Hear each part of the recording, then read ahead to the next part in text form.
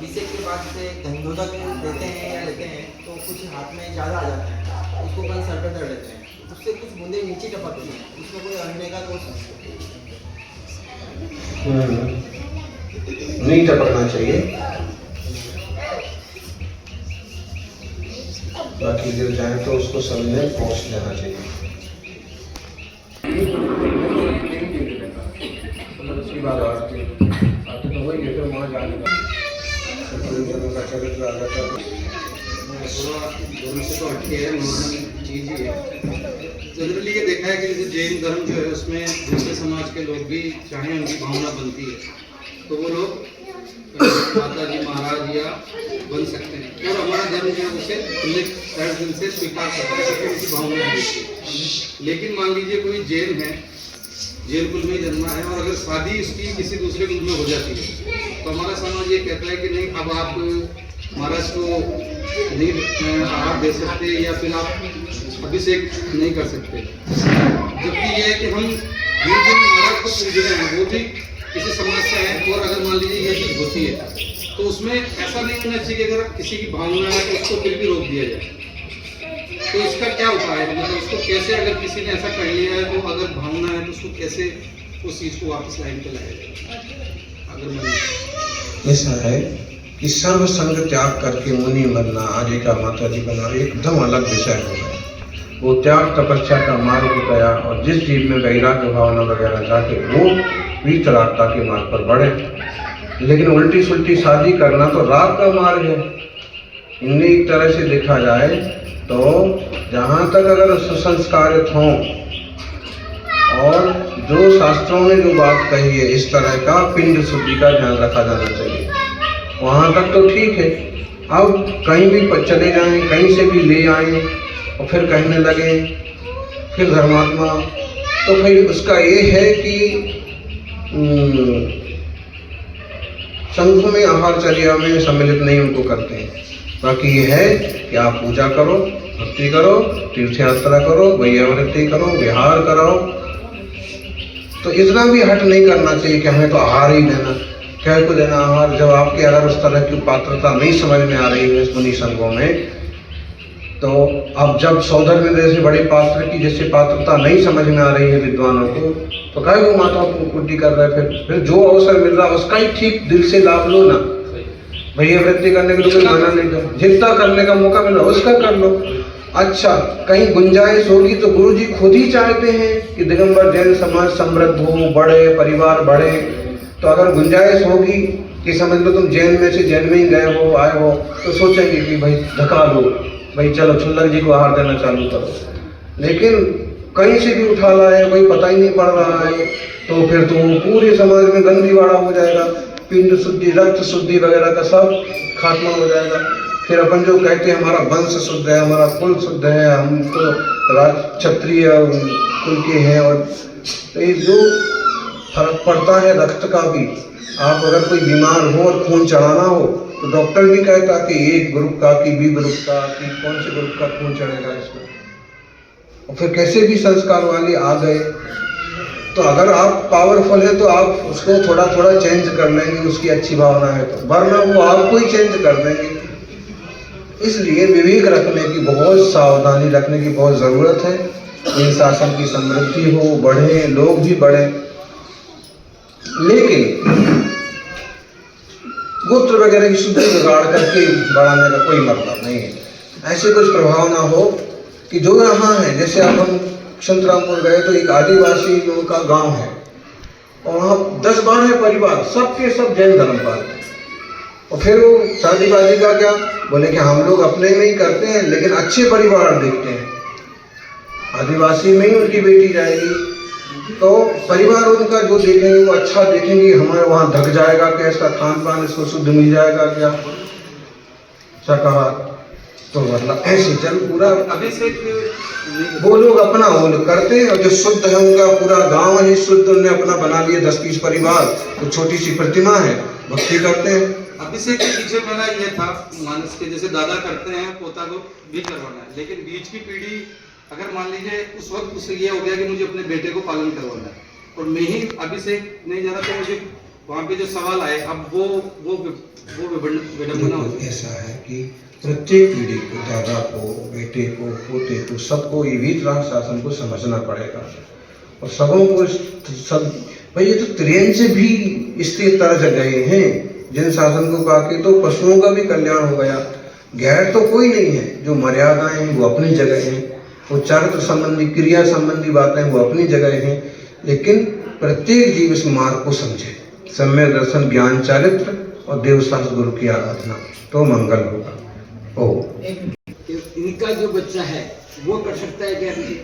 कर सकता है, आपका बच्चा भी कर सकता है।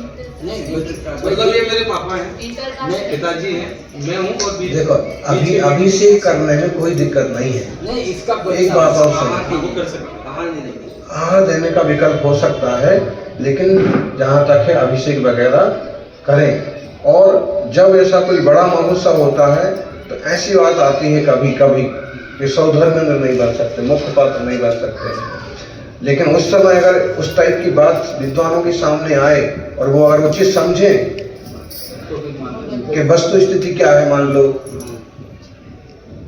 इंटरकास्ट में भी तो फर्क पड़ता है ना। जैसे आपका विषय नहीं लो, किसी और का लो, कि वो यहाँ का है और कहीं से भंगियों में से उठा लाया, फिर क्या करोगे? तो फिर दो में से पूरी समाज तन जाएगी कि मंदिर में कैसे। लेकिन कोई संयोग बन गया, अच्छे परिवार से है, तो लोग भी कहेंगे भाई अच्छे ही परिवार के हैं, अच्छे परिवार के हैं, पूजा करने दो। ऐसा है, जिन शासन से जुड़े रहना चाहिए। जल्दी 5 बजे से चौकी की तैयारी में लगते हैं, 12 बज के थक जाते हैं, टायर्ड हो जाते हैं। फिर कोई पानी गर्म, कोई ठंडा, कोई दूध, कोई बच्चा, कोई ट्रैवल करके आता है, हम सबको इग्नोर कर देते क्योंकि थक जाते हैं। वो सुबह तो होने लग रहा है और बाकी पास में 2 जा रहा है, 5 तक। क्यों? अब करने की इतनी स्थिति नहीं रहती कि वो बोले पानी गर्म करके दो, कोई बोले दूध गर्म 12 बजे बाद, सबको ना बोल रहे। तो ये हाँ, तो अपना आपका काम हो गया। वैसे तो तुम पानी गर्म ही करते रहोगे और भाभी बहुत आएंगे, पर्वत से चढ़ के आए, कोई माता जी, कोई महाराज, फिर तुमने उनको न्योत लिया, जो वो तो 100 है, सब पानी गर्म करवाएंगे, सब रात में लवाएंगे। तो आप अपना जितने टाइम में आपका उतने टाइम कर दिया और बस अभी हमारी वैयावृत्ति हो गई, अब हम शाम को करेंगे, कल करेंगे, ऐसा। और नहीं तो आप खुद ही सामूहिक ध्यान में जाके बैठ जाओ मंदिर में, और कोई आया गर्म पानी तो अच्छा, खुद को समझ में आता है कि ये बहुत जरूरी है, इनको ये दिख रहे हैं कि इनको जरूरत पड़ेगी, तो फिर उसके लिए तुरंत 5 मिनट में कर दो। और कि गहरे गहरे कोई भी आए तो फिर भाई आप काम कर लो। समझ में अनुकुंद मुनिराज का जन्म जयंती मना रहे और सुदर्शन महामुनि महाराज का निर्वाण उत्सव है। एक समय आचार्य कुंद भी गिरनार जी की वंदना को आए थे और संशय मतियों से उनका विषमवाद हुआ था। उसकी कविता, उसका कवित्व में पुरानी जिनवाणियों में उपलब्ध है। वृंदावन कवि की वो कविता आज उनकी जन्म जयंती के अवसर पर हम सुबह से ढूंढ रहे थे, तो आज मिली। संग सहित श्री कुंद कुरु बंदन हेत गए गिरनार, बाल पर्योत संशय मति सो साक्षी बदी अंबिकाकार, सत्य पंथ निर्कंठ दिगंबर कहीं सुरी तह प्रकट पुकार, सो गुरुदेव बसोर मेरे विघ्न हरन मंगल करता, सो गुरुदेव बसोर मेरे विघ्न हरन मंगल करता। आचार्य सुबहचंद्र ने भी 10वीं शताब्दी में इसी टाइप का एक श्लोक भी लिखा, इसी आशय का कि संग सहित श्री कुंद मुनिराज गिरनार जी गए, वहाँ संशय मति मतलब श्वेतपट मिले, तो दिगंबर श्वेतंबर में कौन पहले वंदना करेगा, उस बात को लेके चर्चा हो पड़ी। तो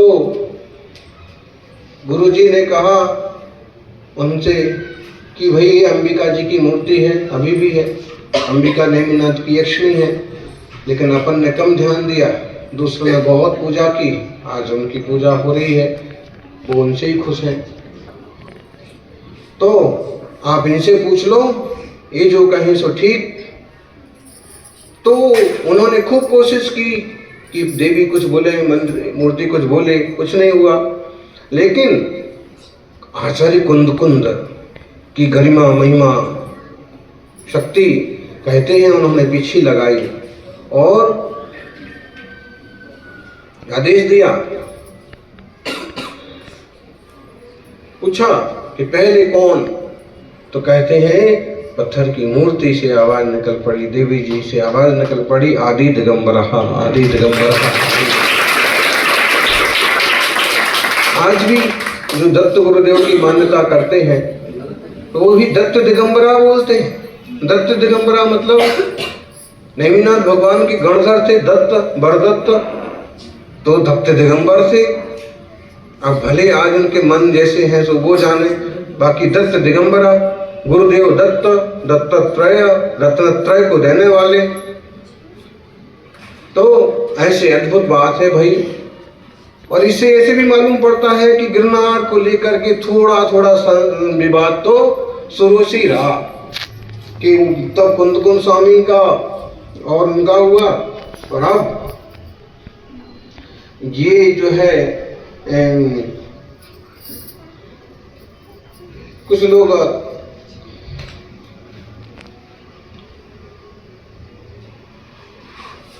वातावरण को सुव्यवस्थित नहीं रख रहे हैं। बाकी दर्शन तो सबको होना ही चाहिए। ऐसी पवित्र भूमि के दर्शन, पवित्र चरणों के दर्शन हम भी करें, आप भी करो। आपको जो बोलना सो बोल के करो, हमको जो हमारी श्रद्धा हम नेमिनाथ बोल के करें। है ही नेमिनाथ के चरण तो शास्त्र उपलब्ध है, शास्त्रों में लिखा है, प्रमाण है, मूर्ति बनी हुई है। कपड़ा ढकने से इतिहास तो नहीं ढकता है भाई। फिर भी ठीक है, शक्ति ज़्यादा है, आपकी संख्या ज़्यादा है, तो कम से कम इतना तो न्याय करो कि जिनका है उनको भी दर्शन व्यवस्थित हो और अच्छे से मिलजुल के हो। निश्चित रूप से सबके मन और शुद्ध होंगे और अच्छे से भक्ति होगी। और हम तो यहाँ तक सोचते हैं कि कभी ना कभी ऐसा योग भी बनेगा कि सभी मिलजुल करके साल में एक बार आने वाला निर्वाण लाड़ू भी चढ़ाएंगे। एक ही दिन की बात होती है और संप्रदाय का भाव भुला करके एक नेमिनाथ के लिए अर्घ चढ़ाएं, कितना बढ़िया। और बाकी हम दत्त, गुरुदेव दत्त को हम मान ही रहे हैं, लेकिन हमारी मान्यता वो है दत्त दिगंबरा, शुद्ध दिगंबर वाले। अब आप दिगंबर कह के भी उनको श्राद्ध रूप में मान रहे हो, आपकी मान्यता भी अच्छी, आपकी जगह है। तो हम सभी ऐसे शुभ विचारों के साथ वीर शासन को समझिए, सम्य दर्शन को समझिए। किसी जीव को निषेध नहीं है। कभी कभी ऐसे लगता होगा जैसे कुछ परिवार में ऐसा बनाव बन गया जाति विजाति का, फिर उनको कभी कभी ऐसे लगता है कि हमें तो जैसे जिन शासन से बाहर कर दिया। नहीं, वो जिन कारणों से जब जैसे बन गया बनाव सो बन गया। बाकी जिन शासन तो जीव मात्र का शासन है। प्रत्येक जीव को आत्म कल्याण करने का अधिकार है। सच्चे देव शास्त्र गुरु को समझ करके सम्यक दर्शन ज्ञान चारित्र को पाने का अधिकार प्रत्येक जीव को है। इसलिए बहुत ज़्यादा विचलित भी नहीं होना चाहिए।